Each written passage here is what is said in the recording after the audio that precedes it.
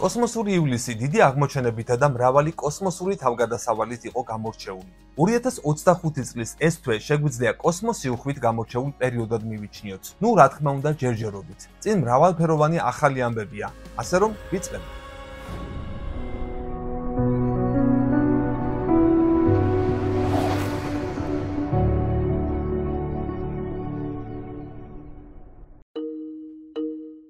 ...2025 წლის აპრილის ბოლოს კოსმოლოგიური მეცნიერება დედამიწის მსგავს ეგზოპლანეტაზე, სავარაუდო ბიოხელწერის აღმოჩენაზე ალაპარაკდა. ამ ამბავმა მთელი კაცობრიობა მოიცვა და დააინტრიგა. საუბარია ეგზოპლანეტა K218b-ზე. კოდის მაყურებელმა ეს ამბავი კარგად იცის. მეცნიერებმა აქტიური დაკვირვებები განაგრძეს, თუმცა რაღაცები შეიცვალა. ეგზოპლანეტა K218b-ზე არამიწიერი სიცოცხლის პოვნის იმედი სწრაფად ქრება, რადგან როგორც ახალი დაკვირვებები მიუთითებს, არ არსებობს ბიომოლეკულების ფიქსირებადი მტკიცებულებები, რაზეც წინა კვლევები მიანიშნებდა. მეცნიერთა უმეტესობა თანხმდება, რომ წინა დასკვნები ნაადრევი იყო, მაგრამ წინა კვლევის ერთ-ერთი ავტორი ირწმუნება, რომ ახალი მონაცემები სინამდვილეში უფრო ძლიერ მტკიცებულებებს გვთავაზობს, ვიდრე წინა დაკვირვებები. 2025 წლის აპრილში კემბრიჯის უნივერსიტეტის მეცნიერმა ნიკუ მადჰუსუნდანმა და მისმა კოლეგებმა განაცხადეს, რომ ჩვენგან დაახლოებით 124 სინათლის წლის მანძილზე მდებარე დედამიწაზე ოდნავ დიდი კლდოვანი პლანეტა K218b-ის ატმოსფეროში მოჩანდა დიმეთილ სულფიდის და დიმეთილ დისულფიდის მოლეკულების ნიშნები.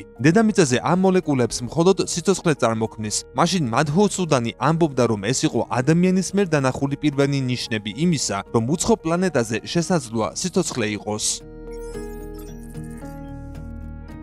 თუმცა, როცა მოგვიანებით სხვა მკვლევრებმა ჯეიმს ვების კოსმოსური ტელესკოპის იგივე მონაცემების სხვა სტატისტიკური მოდელებით შეისწავლეს, ვერ მიაგნეს ამ მოლეკულების არსებობის ძლიერ მტკიცებულებას, მაგრამ მონაცემები უფრო სრულყოფილად შეისწავლეს მადჰუსუნდანმა და მისმა კოლეგებმაც, რის შედეგადაც, როგორც იგი აღნიშნავს, უფრო მეტად დარწმუნდა, რომ მონაცემებს ყველაზე საუკეთესოდ სწორედ დიმეთილ სულფიდი ხსნის. პლანეტაზე ახალი დაკვირვებების ჩატარების გარეშე ასტრონომებს გადაჭრით რაიმეს თქმა უჭირთ. დაფიქსირების სტატისტიკურ მტკიცებულებას ვერ მიაგნეს. იქ მაინც შეიძლება იყოს სხვა მოლეკულები, რომლებიც დიმეთილ სულფიდს ბაძავენ, მაგრამ სიგნალში არის სხვა, აუხსნელი მოლეკულით გამოწვეული გარკვეული მახასიათებელი, რომელსაც მისი აზრით საუკეთესოდ ხსნის დიმეთილ სულფიდი. ბიოხელწერის შესახებ პრეტენზიების კიდევ ერთი დარტყმა აღმოჩნდა ის, რომ K218b-ის მსგავს წყალბადით მდიდარი ატმოსფეროს მქონე პლანეტებზე არსებობს ქიმიური გზები, რომლებითაც დიმეთილ სულფიდის წარმოქმნა სიცოცხლის გარეშეა შესაძლებელი. აქამდე ითვლებოდა, რომ ამ ნაერთის წარმოქმნა მხოლოდ ცოცხალი ორგანიზმების ცხოველმყოფელობითაა შესაძლებელი. ამ ყველაფრის მიუხედავად, ერთი რამ, რაზეც ასტრონომები თანხმდებიან, არის ის, რომ ეს პლანეტა წყლით მდიდარია. ჰუმ და მისმა ჯგუფმა მეთანისა და ნახშირორჟანგის არსებობის ძლიერი მტკიცებულებები აღმოაჩინა, რაც წყლის არსებობაზე მიუთითებს. თუმცა ჯერ მაინც შეუძლებელია იმის თქმა, წყალი იქ ოკეანეების სახით არსებობს, ატმოსფეროში ორთქლის სახით, თუ პლანეტის წიაღშია გამომწყვდეული.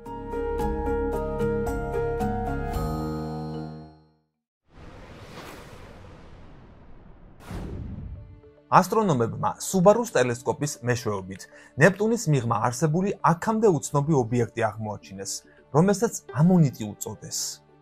მისი ოფიციალური სახელი 2023 KQ-14-ია და იგი ეგრეთ წოდებული სედნოიდების კატეგორიაში ერთიანდება. ესაა მზის სისტემის შორეულ რეგიონში უჩვეულო ორბიტებზე მოძრავი სხეულები, რომლებშიც თავად ჯუჯა პლანეტა სედნად შედის. სიმულაციების მიხედვით, ამონიტის ტრაექტორია 4,5 მილიარდი წლის განმავლობაში სტაბილურად შენარჩუნდა. შესაბამისად, ის ჩვენი კოსმოსური სამეზობლოს შესახებ მნიშვნელოვან ინფორმაციას უნდა ინახავდეს. მათ შორის ჰიპოთეზურ მეცხრე პლანეტაზეც. ამ ჰიპოთეზურ მეცხრე პლანეტაზე მე არაერთი ეპიზოდი მაქვს მომზადებული და ვისაც ჯერ არ გინახავთ და ახლახანს დაიწყეთ პროექტის ყურება, შემიძლია ლინკის სახით კომენტარებში მოვათავსო და დაგვხვდებათ აუცილებლად ამ ეპიზოდების ლინკები და შეგეძლოთ უყუროთ და გაიგოთ მეტი. ობიექტის სავარაუდო დიამეტრი 220-380 კილომეტრია. მისი ორბიტა დანარჩენი 3 სედნოიდისგან განსხვავებულია, თუმცა დაახლოებით 4,2 მილიარდი წლის წინ ერთნაირი უნდა ყოფილიყო. ეს განსხვავება მიანიშნებს, რომ მზის სისტემის გარე რეგიონი საკმაოდ მრავალფეროვანი და დინამიკურია. კვლევაში გამოყენებული სიმულაციების მიხედვით, თუ მეცხრე პლანეტა მართლაც არსებობს, მისი ორბიტა იმაზე შორს შეიძლება იყოს, ვიდრე აქამდე პროგნოზირებდნენ.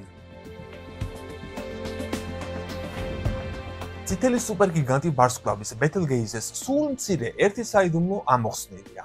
ასტრონომებმა ბოლოს და ბოლოს აღმოაჩინეს პატარა მკრთალი წყვილური, ბინარული, იგივე ორმაგი კომპანიონი ვარსკვლავი, რომელიც ამ გიგანტის გარშემო მოძრაობს.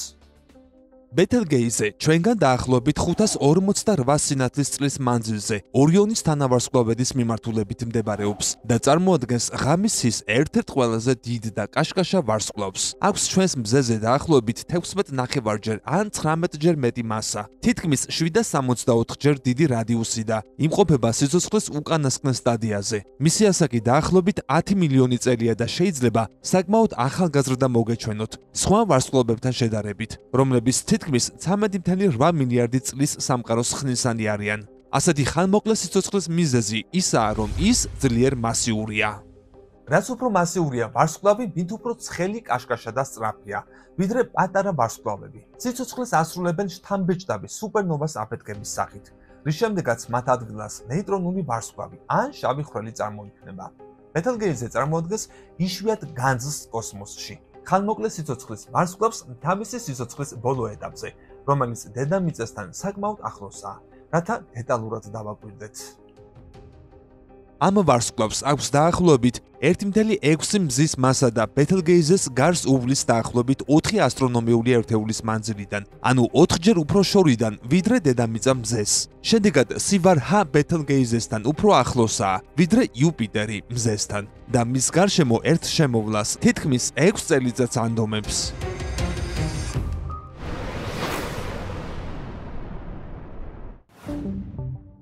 NASA-ს მავალმა პერსევერანსმა სხვა პლანეტაზე ყველაზე გრძელი სვლის რეკორდი დაამყარა. მავალი პერსევერანსი მარსზე ისე დადის, როგორც არცერთ სხვა მავალს არ უვლია. 19 ივნის 6 თვლიანმა მკვლევარმა ოფიციალურად დაასრულა ყველაზე გრძელი სახმელეთო მოგზაურობა, რაც კი რომელიმე რობოტულ აპარატს გაუვლია სხვა პლანეტაზე.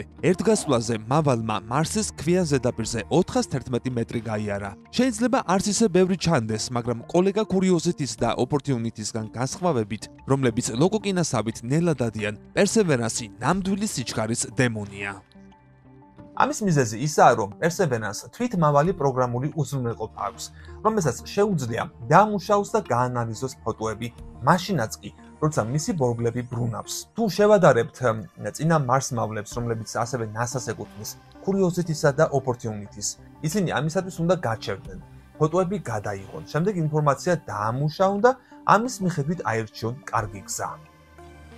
პერსევერანსი წითელ პლანეტაზე 2021 წელს დაჯდა და მას შემდეგ საკმაოდ ბევრი იარა. სხვა პლანეტებზე გაგზავნილ მავალებს შორის ყველაზე გრძელი გზა მარსზე 2024 წელს დამჯდარმა ოპორტიუნიტიმ გაიარა, ჯამში 40 კილომეტრზე მეტი. პერსევერანსის შესაძლებლობები გაცილებით გაუმჯობესებულია. 2021 წლიდან დღემდე მას უკვე თითქმის 36 კილომეტრი აქვს გავლილი. მუშაობის 3 წლის თავის აღსანიშნავად ჯეიმს ვების კოსმოსურმა ტელესკოპმა კატის თათის ნისლეული, სახელწოდებით NGC-6334 გადაიღო, გიგანტური კომპლექსური მოლეკულური ღრუბელი, რომელსაც ეს სახელი კატის უზარმაზარ თათებთან მსგავსების გამოუწოდეს.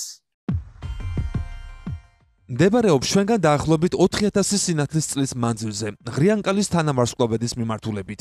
ადგილზე, სადაც აქტიურად მიმდინარეობს ახალ ვარსკვლავთა წარმოქმნა, სადაც მატერიის გროვები მასიურ ვარსკვლავებად გარდაიქმნება და ირგვლივ ყველაფერი დაბინდულია მტვრისა და მოლეკულური გაზის ღრუბლებით.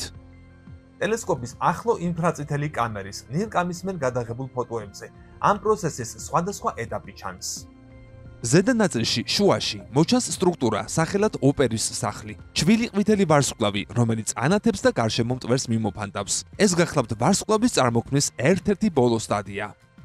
ფოტოს შუაში, სქელ ყავისფერ მტვერში, მანათობელი წითელი ლაქები ჯერ კიდევ დაბინდულია ნისლეულის მატერიით, რომლებშიც ვარსკვლავთ წარმოქმნა აქტიურად მიმდინარეობს. მაღლითა მარჯვენა ნაწილში, ნარინჯისფერი რეგიონი არის ადგილი, სადაც ვარსკვლავთ წარმოქმნა ჯერ ძალიან ადრეულ ეტაპზეა. ცისფრად მოციალი ნათებები არის ზონები, სადაც ვარსკვლავთა სინათლე ღრუბელში მიმოიფანტება. მტვრის ფილამენტები, სადაც სინათლე ძნელად აღწევს, მიუთითებს, რომ იქ სიმკვრივე საკმარისად მაღალია, რათა ახალ ვარსკვლავთა დაბადება დაიწყოს.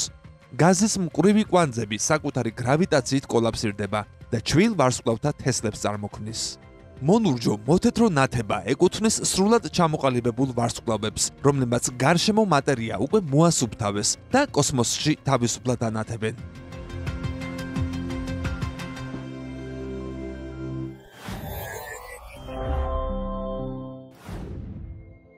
ათწლეულების განმავლობაში შეგროვებული მონაცემების ანალიზის გზით ასტრონომებმა პლანეტა ურანის მნიშვნელოვანი მახასიათებელი გამოავლინეს. დადასტურდა, რომ ეს პლანეტა იმაზე მეტ სითბოს გამოყოფს, ვიდრე მზისგან სხივების სახით იღებს.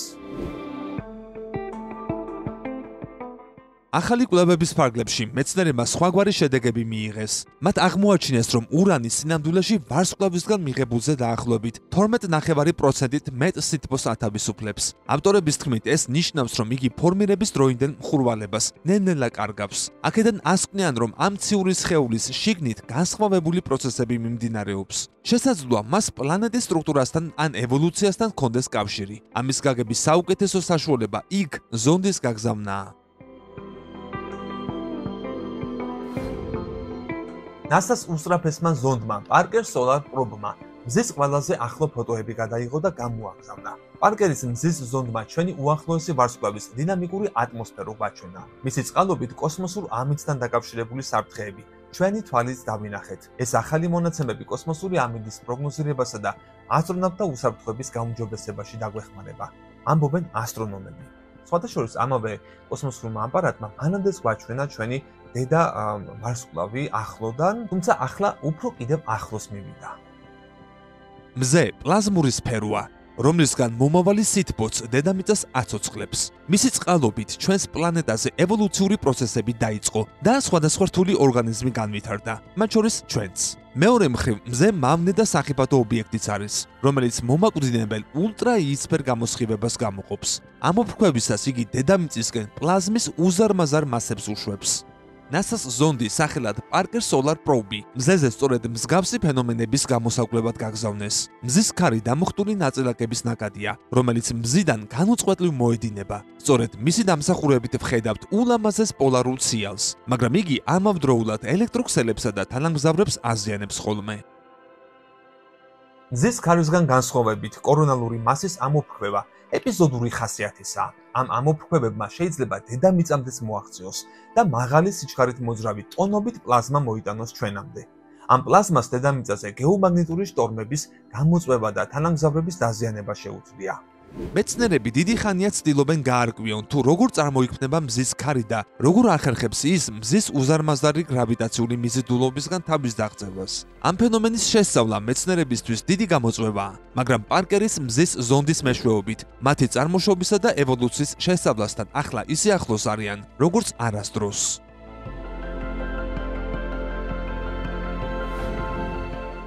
NASA-ში მომუშავე მარიო რანამ, რომელიც არის მოყვარული ასტრონომი, სატურნთან უცნობი ობიექტის სავარაუდო შეჯახება დააფიქსირა. ამის დასადასტურებლად მეცნიერებს შეჯერობით საკმარისი მასალა არ მოიპოვებათ, გარდა რამდენიმე წამიანი ფოტო-ვიდეო მასალისა, რის გამოც ნებისმიერი დამატებითი ინფორმაცია მათთვის გამოსადეგია. სატურნი იუპიტერის მსგავსად აირისგან შედგენილი გიგანტური პლანეტაა, რომელსაც დიდი მასა აქვს. შესაბამისად, მისი გრავიტაციაც ძლიერია და ასტეროიდებს იზიდავს. ასტრონომებმა დაასკვნეს, რომ 1 კილომეტრზე მეტი ზომის ობიექტები სატურნის ატმოსფეროში საშუალოდ ყოველ 3125 წელში ერთხელ უჩინარდება. გამოთვლების თანახმად, სატურნთან პატარა ობიექტების შეჯახების სიხშირე წელიწადში 8000-ია. ამის მიუხედავად, დღემდე ასეთი რამ არასდროს აღგვიბეჭდავს. უკანასკნელის შემთხვევა შესაძლოა პირველი მსგავსი კადრი იყოს. რჩები სატურნის ორბიტაზე. სატურნის უდიდესი თანამგზავრი ტიტანი მზის სისტემაში სიცოცხლისათვის ერთ-ერთი ყველაზე თავსებადი ობიექტია, რომელიც ყინულქვეშა ოკეანეს შეიცავს. ახალი კვლევის თანახმად, იქ რომ მიკროორგანიზმები ბინადრობდნენ, მათი ბიომასა სულ რამდენიმე კილოგრამი იქნებოდა. ტიტანზე ენერგიისა და საკვები ნივთიერებების მიმოწვრის ციკლი შესაძლოა წყლის თითოლიტრში 1 უჯრედის ფერმენტაციისთვისაც კი არ იყოს საკმარისი. მის ზედაპირზე ნახშირ წყალბადები -179 გრადუს ცელსიუს ტემპერატურაზე თხევადი ხდება და დიდი ზომის მდინარეებსა თუ ტბორებში გროვდება. საერთო ჯამში ის 5 სხვადასხვა შრეს აერთიანებს: მყარ ბირთვს, ექსტრემალური წნევის პირობებში წარმოქმნილ უჩვეულო ყინულის ფენას, მარილიან ოკეანეს, ყინულის საფარველსა და ატმოსფეროს. მეთანის ღრუბლებიდან ზედაპირზე ორგანული მოლეკულები წვიმის წვეთების ან მყარი ნაწილაკების სახით მუდმივად ხვდება. თავად ატმოსფეროს ზედა ნაწილში აზოტისა და მეთანის მოლეკულები მზის ულტრაესფერი რადიაციის გავლენით იშლება. სხვადასხვა კომბინაციით შეერთებისას კი მძიმე ორგანულ მოლეკულებს წარმოქმნის. ისინი ნახშირბადითა და ჟანგბადითაა მდიდარი. სატურნის თანამგზავრზე მიკრობები შესაძლოა ენერგიას გლიცინის გამოყენებით გამოიმუშავებდნენ და უჟანგბადო გარემოში ფერმენტაციას განიცდიდნენ. ეს არის ყველაზე მარტივი მეტაბოლური პროცესი.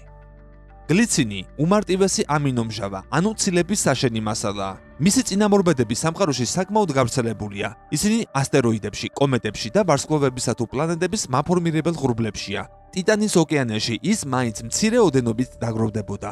ამიტომ დიდ ბიომასას ვერ ეყოფოდა. აქედან ასკვნიან, რომ ამ ციური სხეულის ოკეანეში მთლიანობაში იმ მასის მიკროორგანიზმები შეიძლება იყოს, რომელსაც პატარა ძაღლს თუ შევადარებთ წყლის თითოლიტრში 1 უჯრედზე ნაკლები. თუ ეს მართლაც ასეა, მაშინ ტიტანზე სიცოცხლის კვალის პოვნა თიბის ზვინში ნემსის ძიებას შეგვიძლია შევადაროთ. თანაც ეს ზვინი ჩვენგან 1,9 მილიარდი კილომეტრითაა დაშორებული.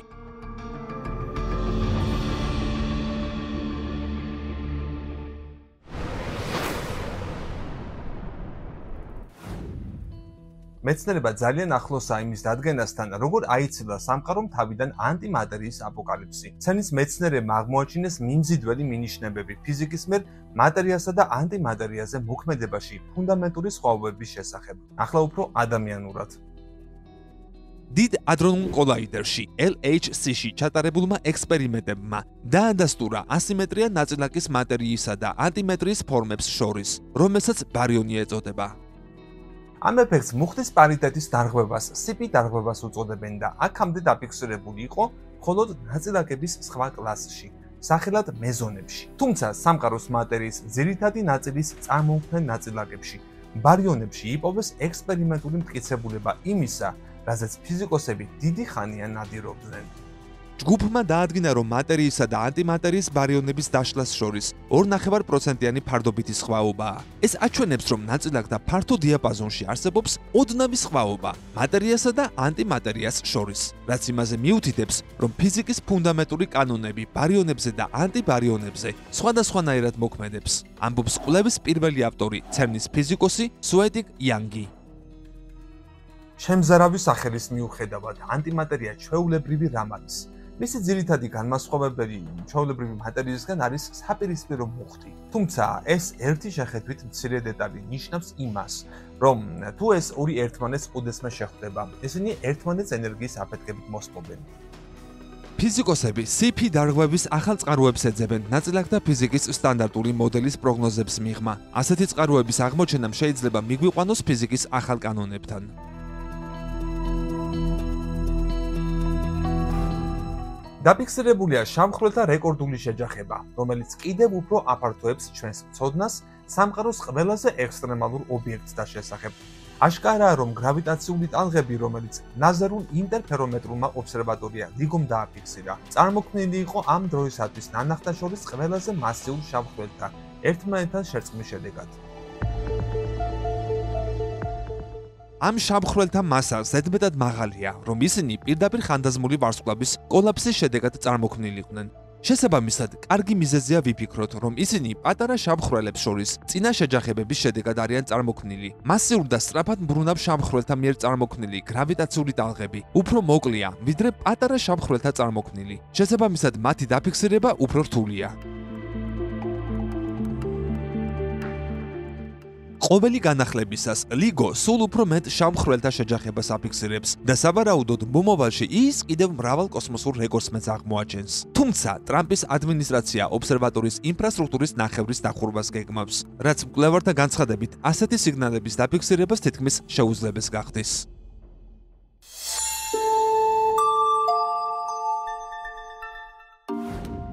ისტორიაში პირველად მეცნიერთა საერთაშორისო გუნდმა პლანეტების ფორმირების დაწყების მომენტი დააფიქსირა.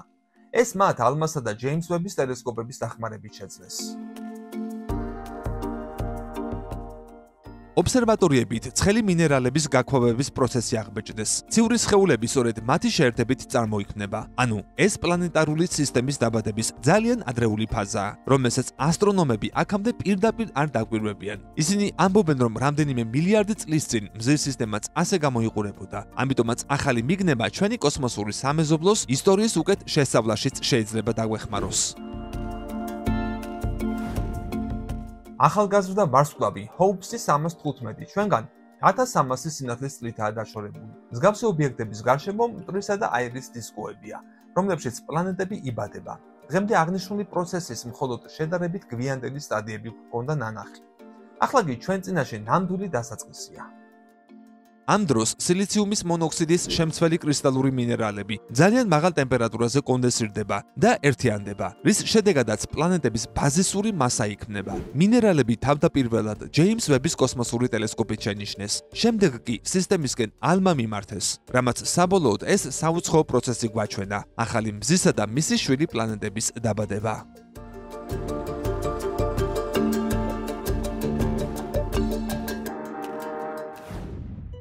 და ბოლო სიახლე ამ ეპიზოდისათვის სოტბის აუქციონზე მარსული წარმომავლობის უდიდესი მეტეორიტი უდიდეს ფასად გაიყიდა. აუქციონის გამარჯვებულმა $5,296,000 გადაიხადა. ამ გადაწყვეტილებას მკვლევართა ერთი ნაწილის კრიტიკა მოჰყვა. მათ ეს ქვა საკოლექციო ნიმუშად არ მიაჩნიათ, არამედ სამეცნიერო ღირებულებებით აფასებენ. ეს მეტეორიტი NWA 16788 სახელითაა ცნობილი და ის 2023 წლის ნოემბერში ნიგერის აგადესის რეგიონში აღმოაჩინეს. შანხაის ასტრონომიულმა მუზეუმმა იქ გაგზავნილი მცირე ნატეხის გამოკვლევით მისი მარსული წარმომავლობა დაადასტურა. ქვამ ფიზიკური და ქიმიური მახასიათებლები მეტწილად შეინარჩუნა, რაც მიანიშნებს, რომ იგი ხმელეთზე ახლო წარსულში ჩამოვარდა. NWA 16788-ში მინის მსგავსი მინერალის მასკელინიტის მაღალი შემცველობაა და რამდენიმე ადგილის შეჯახების შედეგად დამდნარიცაა. აქედან ასკვნიან, რომ ის მარსიდან მაშინ გამოიტყორცნა, როცა ამ პლანეტას ასტეროიდი შეეჯახა. ქვა თითქმის 25 კილოგრამს იწონის. ზოგი მეცნიერი მიიჩნევს, რომ მისმა მფლობელმა შესაძლოა სამეცნიერო კვლევებს სულაც არ შეუშალოს ხელი და სპეციალისტებთან ითანამშრომლოს კიდეც. იქნება თუ არა ასე, მომავალი გვიჩვენებს.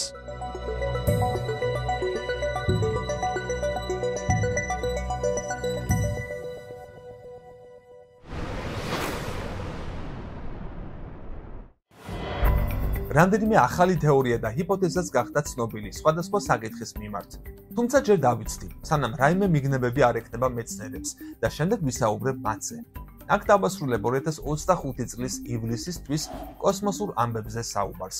იმედი მაქვს, თქვენთვის მრავალფეროვანი და საინტერესო სიახლეები მქონდა მომზადებული ჩვენი გარემომცველი სივრცის შესახებ. თუ რაიმე მნიშვნელოვანი გამორჩა, ან კონკრეტული სიახლის მიმართ თქვენი აზრის გამოხატვა გსურთ. ვთხოვთ გამოიჩინოთ სითამამე და არ დაიშუროთ კომენტარები. ეს თქვენთან გამომწერებთან კავშირშიც მეხმარება და დისკუსიის შედეგად ახალი იდეებიც იბადება. მოიწონე და გააზიარე ეს ვიდეო და რაც მთავარია ჩემთვის მეტი სტიმულისათვის, გამოიწერე კოდის YouTube არხი. მადლობა მხარდაჭერისთვის.